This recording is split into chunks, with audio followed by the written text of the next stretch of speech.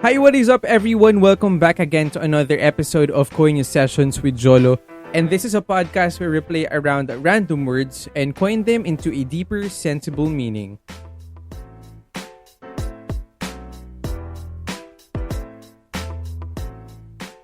Hello, you guys, and we are back to our monthly Coin Sessions. Welcome to our new episode on the last day of the month. And of course, it's October. Happy Halloween, guys. Trick or treat. I remember when we were young, we go to visit our cousins in Parañaque. We would wear costumes and visit there sa village sa may alabang ata or something. And then yun, bahay-bahay kami, hingi kami ng candies and everything. And then there are people also wearing costumes. Mga vampires, mga Batman, mga Superman, mga aswang, mga gano'n, mga people. Kasi somehow, I'm already introduced and siguro that's why I'm not that scared sa horror movies or anything. And especially ngayon, di ba, in the office, right? Kanya-kanyang way of celebrating ng Halloween. Nung last week, I believe yung office namin naman, nag-Mystery Manila. That's what we did. And then and everyone was wearing our costumes on Zoom. And then yung facilitator dun sa Mystery Manila, nagulat siya eh. Pero and lahat kami naka-costume. Yung isa pang office mate ko nakasuot ng Valak. Diba? Sino pa naman yung ka-zoom mo si Valak? Pero mabibigla ka nga naman. Ano. Pero anyway, I know that not everyone naman are celebrating Halloween. We respect that because syempre we don't really believe in that. They say that it's a pagan tradition or celebration, but of course it became somehow a tradition, or that's part of my happy childhood. Yeah, and that until now somehow medyo it's a little bit special din kasi it's not just, syempre we don't wear costume naman na sobrang nakakatakot, but rather like it's like a time naman na mag-dress up ka na something na you like as a character or as anyone na you want, kasi parang yun yung day na acceptable na mag-costume ka, right? Yeah. And so ayun, so now kasi our word of the day is somehow relevant to that topic. Yeah, yan. So, I'll be flying solo ulit muna for the meantime. Ako muna yung ghost for today's session. Instead na host, ako muna yung ghost for today. Sana na-gets. Hirap din pala mag-set kasi na schedule, no, with other people. Pero di bale, don't worry. We'll get back to our regular show with guests this season. Kasi hopefully, real soon, I've been talking to some new podcasters na similar with me. Medyo bago-bago lang din naman. So, kaya hang tight, guys. We'll be back there. Alright? So, now, balikan natin yung ating regular sessions. Guys, our coinyotic word of the day is IWAS. Yun. IWAS. Tagalog yan. Tagalog. Tagalog of IWAS is, in English, it's avoidance. Right? Or something. Keeping out of the way. Yan. That's according to Miriam. So, IWAS. Diba? If we are scared of something, or if we are scared of someone, diba? We make IWAS. We try to avoid them. Diba? We don't want to see them. We feel that, or we don't want to feel them, or we don't want to feel something, the pain, diba? The sadness, or anything that you felt na nakakatakot, na you want to avoid, diba? Ikaw, for example, you, whoever you're listening, are you avoiding something right now? Or are you avoiding someone? Diba? It may be a horror movies, diba? Parang ano yun yung Magandang Gabi Bayan with Noli De Castro before. Shout out, sir. Yes, charot. Di ba, nung bata ako, takot ako dun minsan eh. Yung mga kwento about aswang, mga duwende, Ganun. Yun, takot ako dun sa show na yun when I was very, very young. Yan, sa mga heartbreaks na iniiwasan, trauma, yan, mga sarap iwasan. Or, of course, the intense circumstances that somehow we don't really control. Like with what happened to our family very recently with my dad. 'Di ba? And so on and so forth. We all have something that we try to avoid. Do you agree? Everyone, lahat tayo may pinagdadaanan na gusto nating iwasan or pwede nga lang kalimutan, 'di ba? That we wanna try to keep it out of the way. 'Di ba? Get it out of my memory, 'di ba? And that is okay. 'Di ba? I think that's okay. I mean, that's part of accepting who we are. We try to acknowledge that something is making us weak. 'Di ba? Hindi naman tayo super strong lagi eh. And that's okay. Yung sa lumilipad na ipis nga kinakatakutan ng mga lalaki, 'di ba? 'Di ba? And it's something that makes us vulnerable. And that's okay. It makes us weak. Pero if we will coin it to a deeper and sensible meaning, the word IWAS, if we spell it, it's IWAS. Or in English, I space was, diba? IWAS, I was in English naman. I was ... It's something that you are before. Diba pag present, I am Jolo. Diba? I am hosting Konyo sessions. Diba? Pero ito, I was, that's before. So, in relation, we make IWAS because something in the past caused us to feel the need of avoiding something. I was, past tense, tapos na. Kaya tayo umiiwas dahil may nangyaring hindi maganda before na hindi natin gustong balikan. Woof! Hindi binabalikan. Pero yun, from that,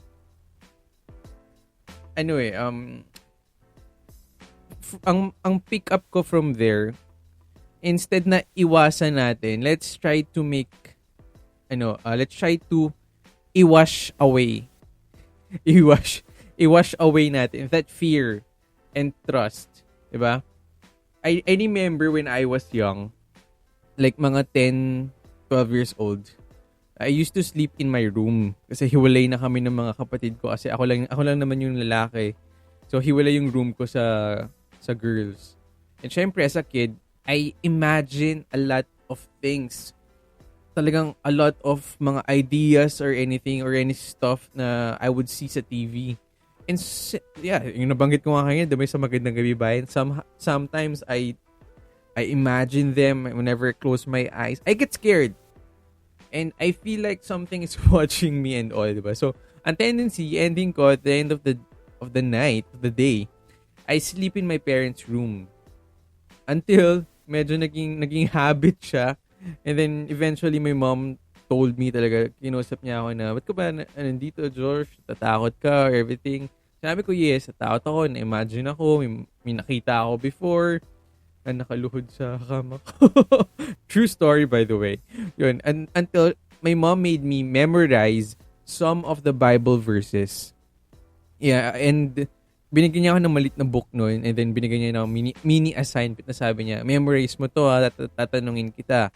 So, dapat ma-memorize mo to kasi verses to na pwede mong i-claim, pwede mong i-pray na lalakas yung loob mo kapag pray mo to. Mawawala yung mga fears mo, yung mga gusto mong iwasan na mga scary thoughts. Ayan. And I'll never forget, doon na-introduce sa akin yung isa sa mga naging unang favorite verses ko, which is Philippians 4:13. I can do all things through Christ who strengthens me. 'Di ba? With that sentence, with that verse pa lang itself, parang ang lakas-lakas mo na. I can do all things through Christ. Bakit ka pa matatakot? 'Di ba? God is giving you the strength. You can do this. Kaya matulog sa kwarto mo, Jolo. Huwag ka nang, matakot diyan. 'Di ba? Of course, ang sarap lang no feeling, no, na may ganong parang promise or panghahawakan ka na kaya ko to. Kaya ko to. Easy peasy. 'Di ba? Kaya sinabi sa Isaiah 41 verse 10, sabi doon, "Do not fear, for I am with you." Doon pa lang, bakit ka matatakot? 'Di ba? I will strengthen you and help you. So God will be with us. Kung ano man yung gusto natin, or ano man yung mga ayaw na natin balikan, ayaw natin maranasan, yung mga bagay na iniiwasan natin, yung mga taong iniiwasan natin, that's okay. But remember, as Isaiah 41 verse 10, "Do not fear, for I am with you." God is telling us that He is with us. He will strengthen us and help us. Yan. So, it's there in the Bible. So, it's something na you can pray or you can try to think in. Try mo alalahanin lagi if you get scared or may gusto kang iwasan. Kaya ko to. Kasi, when I was young, yung takot ko na yun na hindi ako makatulog sa kwarto ko, after kong ma-memorize yung mga sinabi ni mommy sa akin na verses, talagang trinay kong matulog sa room. I tried to wash away or i-washed away ko yung fear na yun. Kasi I was scared, kaya I made IWAS. But I learned by believing in the true power of the Lord, I can face any trials. Diba? I had to face it eh. Kaya I went back to my own bed. So natulog ako the next day hanggang sa naging routine na siya until I get used to it. Hanggang sa nawala yung takot ko. Nasanay na ako. Diba? So ganun lang din. Binigyan ako nung verse na yun, yung Philippians 4:13, ng lakas ng loob na kayanin or lampasan yung iniiwasan kong takot before there. So I hope you guys are still there. Diba? So, kaya siguro I just want you guys to remember this, at least 3 things that naging takeaway ko when I was young. Until now, I'm trying to adopt and I'm trying to do it pa rin whenever I get scared or may mga iniiwasan akong bagay or mga feelings na ayoko.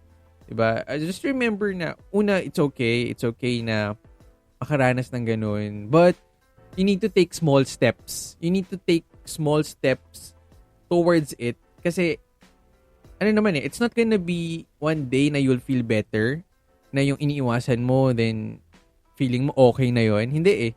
Yung pain na yun, it will be there. Mahirap iwasan yun. Yes, that's true. Mahirap iwasan yung mga bagay na yun. Lalo na nasaktan ka, na grabing emotions yung binigay mo or naranasan mo. But you need to take small steps on surviving, on overcoming it. Diba? And number 2, you need to surround yourself with people who can help you.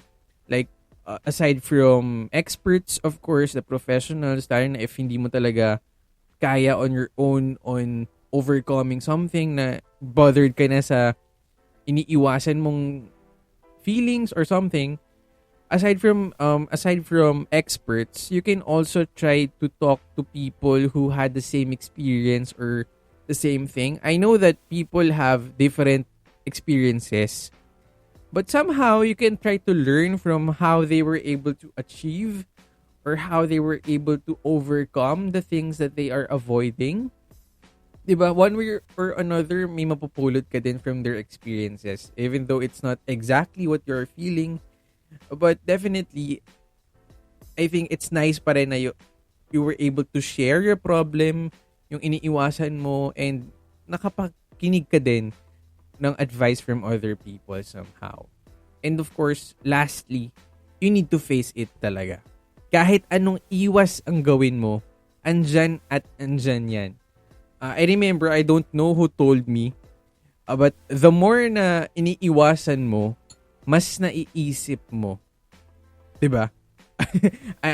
I'm not sure if you agree, pero this applies to me. The more na iniiwasan mo, like, may iniiwasan kang stress or something na work, kahit anong iwas ang gawin mo, andyan at andyan yan. Minsan, magiging malala pa, tatambak pa yan, or taon man yan, no more na, ay, kailangan kong dumaan dito para maiwasan ko siya. Ay, magkakasalubong kami, kailangan kong umiwas. Diba? The more na iniisip mo yun, the more mo siyang iniisip. So, hindi rin siya nawawala. And it will add stress sa'yo. Diba? Hindi ka magiging happy, definitely, because of your iniiwasan. Isipin mo na lang ako, I was scared of rejection. Kaya ngayon, kung ayaw, wag mong pilitin. Wag mo nalang pilitin. Bahala na. I tried my best naman. Before, I was scared of dying and people won't remember me. Kaya nga ako naggawa ng podcast. Para may legacy. De, joke. Pero, ngayon, bahala na. As long as I love what I am doing, this is my passion. Just talking and sharing some of my stuff. Diba? Kasi, IWAS will not do you good. Remember that, Konyo sessions, mga peeps. Making IWAS will not do you good. It's better, remember this, it's better to say I was than IWAS.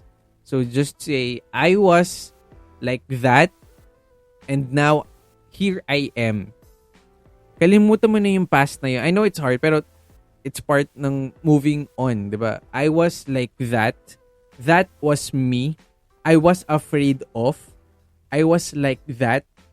But, now, yan, I am this. Kalimutan mo na yung iwas na yun. Diba? Mas okay kasi na I was like that. I was ganyan. Imagine mo na lang kung ano ka ngayon. Dati sobrang takot ako matulog dito sa kwarto ko. Pero ngayon, kahit buong araw ako nandito sa room ko, goods lang. Diba? I was afraid of this room before, but now, I am the king of this room. Dapat lang kwarto ko to eh. Diba? Pero yeah, you see what I'm doing here? Diba? It's your past. So you need to think that past, because without that past, it will not make you stronger, or it will not make you who you are right now.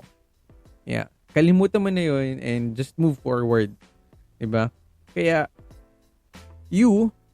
whoever you are listening right now, stop making IWAS and start taking that small step and face it, punch it, take it all in.